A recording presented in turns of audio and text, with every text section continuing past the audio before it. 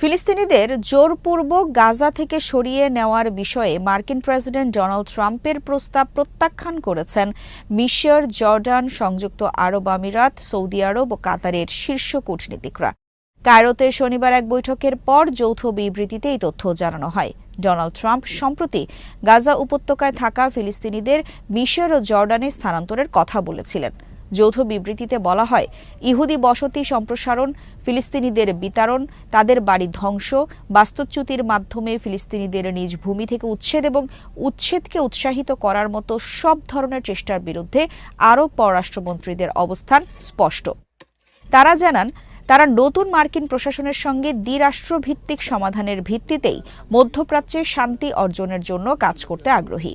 বৈঠকে আরব লীগ সচিবালয়ের মহাসচিব আহমেদ আবুল গেইত ও প্যালেস্টাইন লিবারেশন অর্গানাইজেশনের কার্যনির্বাহী কমিটির মহাসচিব হুসেইন আল শেখ উপস্থিত ছিলেন। বিবৃতিতে বলা হয়, ফিলিস্তিনে জাতিসংঘের প্রধান সাহায্য সংস্থা আনরোয়ার সঙ্গে ইসরায়েল সব সম্পর্ক ছিন্ন করার পর মন্ত্রীরা সংস্থাটির অপরিহার্যতার কথা তুলে ধরেন এবং এই সংস্থাকে এড়িয়ে যাওয়া কিংবা এর ভূমিকা সীমিত করার যেকোনো প্রচেষ্টা প্রত্যাখ্যান করেন। সম্প্রতি যুক্তরাষ্ট্রের গুরুত্বপূর্ণ মিত্র মিশর ও জর্ডান ট্রাম্পের গাজা পরিষ্কারকরণ প্রস্তাব প্রত্যাখ্যান করে। মিশরের প্রেসিডেন্ট আবদেল ফতেহ আল সিসি বলেছেন, ফিলিস্তিনিদের তাদের ভূমি থেকে উচ্ছেদ একটি অবিচার, এতে আমরা অংশীদার হতে পারি